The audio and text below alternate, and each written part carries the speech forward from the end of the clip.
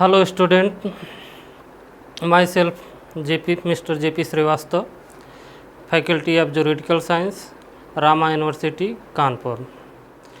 My topic is all contract are agreement, but all agreements are not contract. Today we will discuss agreement and contract. What is difference between agreement and contract? There are two terms, agreement and contract. According to Indian Contract Act 1872, under section 2 there is given definition clause. Under section 2E, agreement. What is agreement? Defined under section 2E.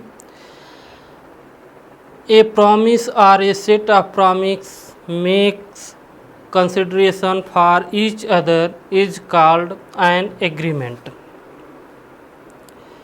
Contract defined under section 2H. An agreement enforceable by law is a contract. So that contract are primarily an agreement which is enforceable by law is known as contract. Contract is indispensable part of our lives. Daily life we makes many contract knowingly or unknowingly. What is the formation of contract? What is ingredient or elements of a contract? There are four elements for formation of a contract. First of them is parties. Parties. For making a agreement or contract, there must be two or more person needs are required. One person cannot make a agreement or contract. So that parties is must for formation of a contract. Secondly, proposal or offer. Proposal or offer. What is meaning of proposal or offer? When a person to do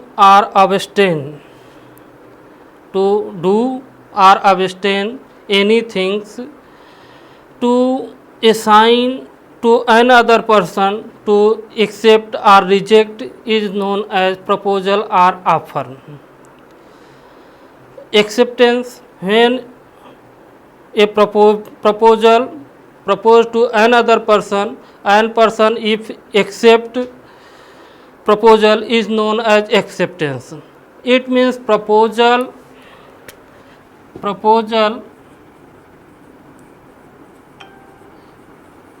plus acceptance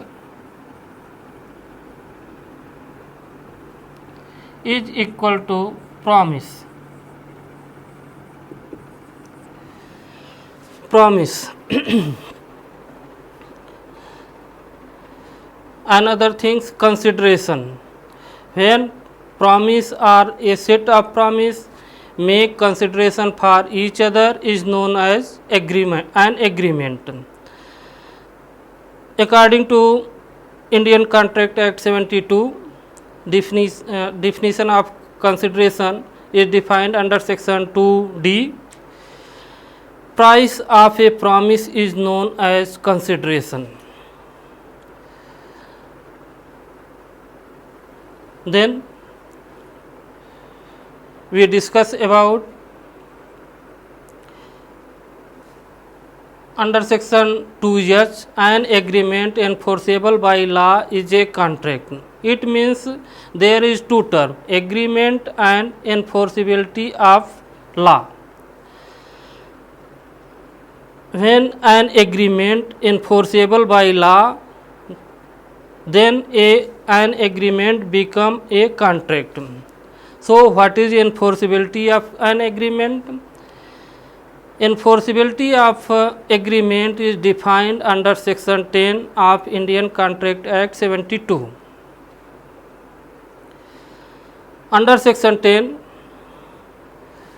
all agreements or contract which is making by competent parties free consent with lawful consideration and object and not expressly declared void agreement under section 25 to 30 and 36 and 35. What is competent parties? Who is competent parties?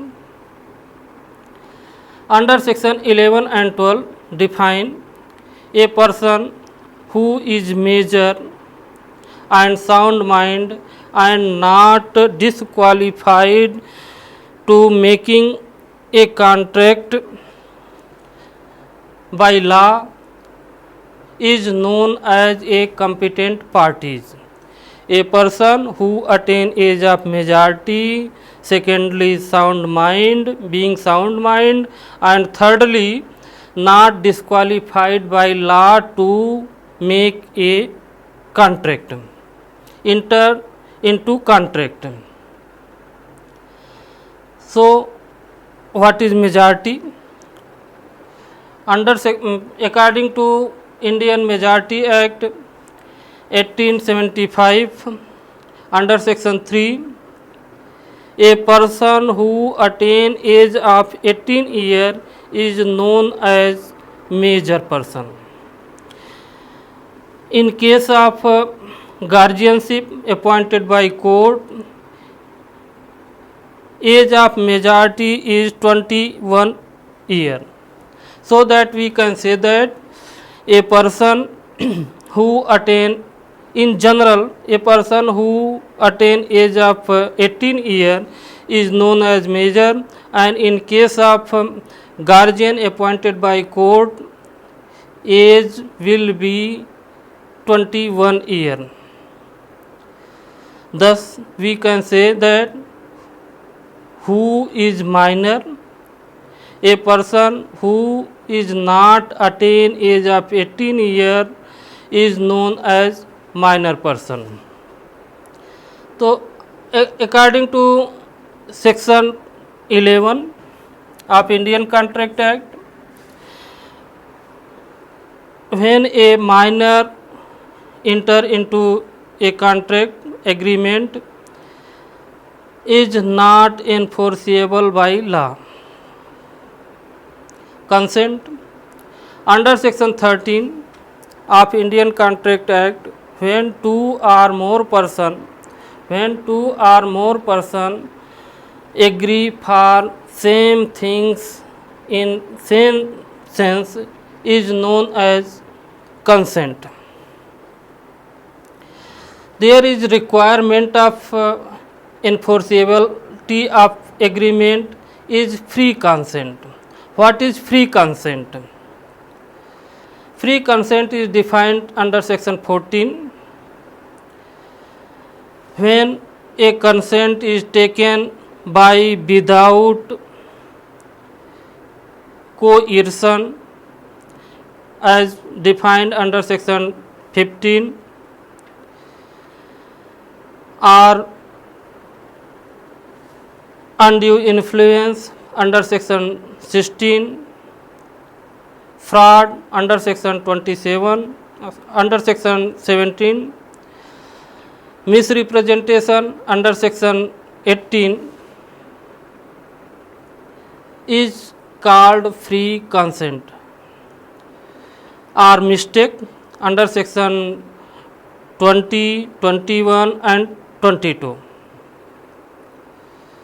When consent taken by parties without undue influence, coercion, fraud, mistake and misrepresentation is known as free consent, which is required for enforceability of an agreement. Lawful consideration and objects. What is lawful consideration? What is lawful consideration? As discussed under section 2D, consideration is the price of promise. So, enforceability of an agreement, there must be lawful consideration and lawful object is required. What is lawful consideration? When agreement made to not consideration except which is forbidden by law, which is against public policy, which is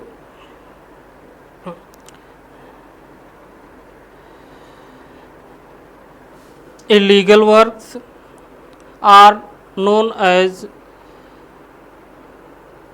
lawful consideration. If consideration takes without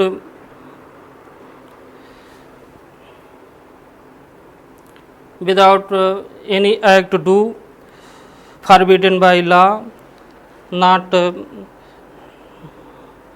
against public policy, public morality, if implies to injury other person, body or property, is known as lawful consideration and lawful object as defined under section 23 and 24. Not expressly. Fourth, essentials are ingredients of a contract which is required for enforceability of an agreement to convert as a contract is not expressly declared void agreement under section 25 to 30 and 36 and 56. Some agreements are expressly defined void under section in Indian Contract Act, which is prima facie void, so that those agreements never become a contract. Like that, under section 25, an agreement without consideration. Under section 25,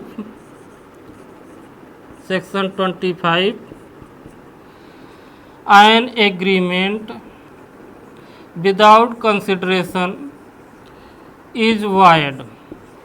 An agreement without consideration is void, is declared, expressly declared under Indian Contract Act.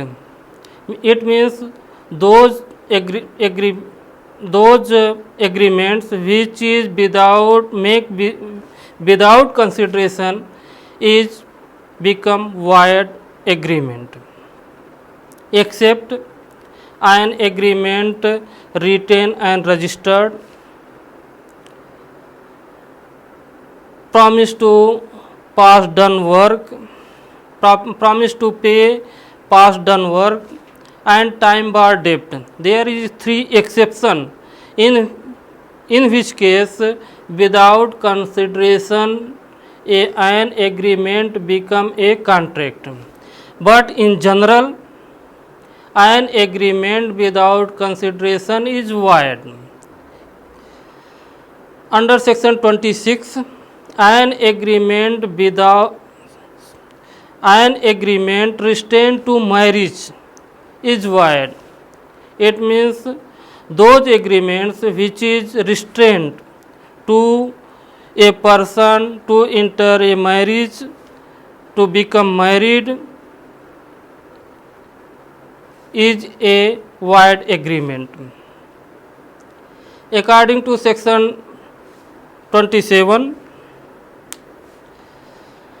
An agreement restrained to trade, business, profession is void.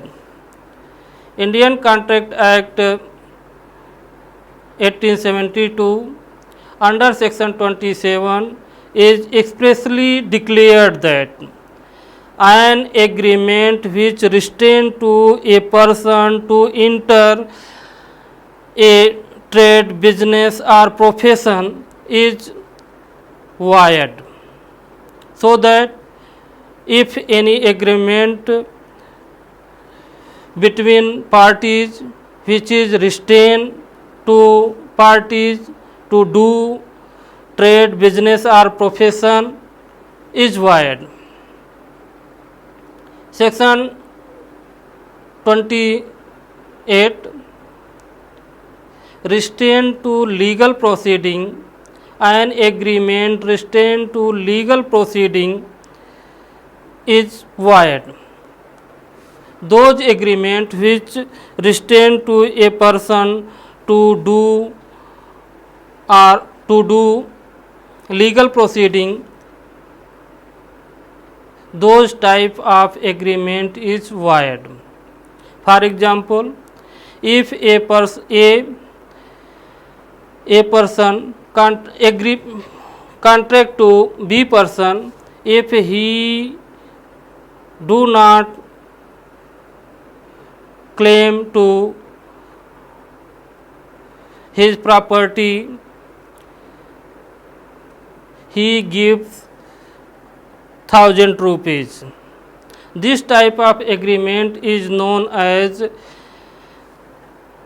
agreement restrained to legal proceeding, because here A restrained to B by agreement he will not claim for property rights. Under section 29, an agreement of uncertainty is void. Those agreement which is uncertain, indefinite by nature is become void. For example, A promised to B sell his horse 1000 or 500 rupees. There is not defined horse price is 500 or 1000 rupees. So that this type of agreement is void, because price of horse is undefined, indefinite. Contract of wager, agreement restraint, an agreement of wager. Those agreement which is related to wager is void. Those agreement which is contingent agreement, an agreement of contingent on event of impossibility. Under section 36, contingent agreement which is depend on impossible event. If, for example, an agreement A person say to B person, if sun is arise in west, he will give 1000 rupees. There is sun arise in west is an event which is impossible. So that we can say that impossible event of contingent agreement is void. Under section 56, agreement of impossibility. Agreement of impossibility. Those agreement which is based on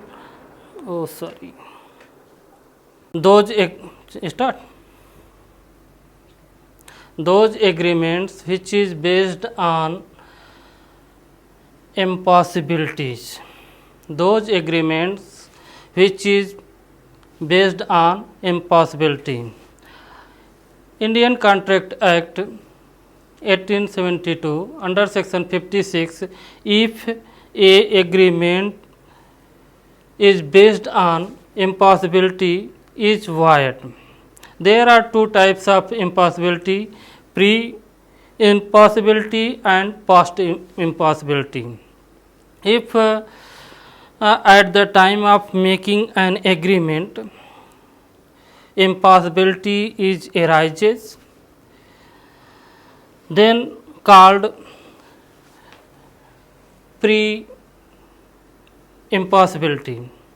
If A and B entered into contract, at the time of entering a contract, is impossibility is arises, is known as pre-impossibility. And second, post-impossibility. If at the time of making an agreement there is no impossibility, but after during the times, after some times, changes of law or changes of circumstances, there is impossibility arises, is known as post impossibility. There is, for example, pre impossibility.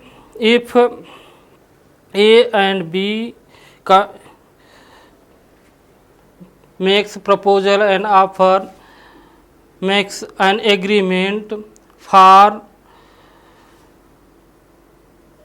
A say that if A is run within 1 hour 100 kilometer, he gives 1000 rupees. There is impossibility in work. A person cannot run 100 kilometer within 1 hour. So that this agreement is based on impossible act and known as pre-impossibility. And second, post-impossibility. If a two person contracting each other for a marriage hall, for celebration of parties, there is no, at the time of agreement there is no impossibility, but at the time of celebration there is marriage hall or function halls burns out, then there is impossibility. This impossibility is known as post impossibility. So that we can say that all contracts are agreement, but all agreements are not a contract. Under Indian Contract Act, well defined agreement and contract. After discussion, we conclude that all contracts are agreements, but all agreements are not contract. This statement is right. Students, after the discussion, we conclude that according to Indian Contract Act 1872, we can say that all contracts are agreement, but all agreements are not contract. Statement is okay. Thanks students for watching my videos. Thank you very much.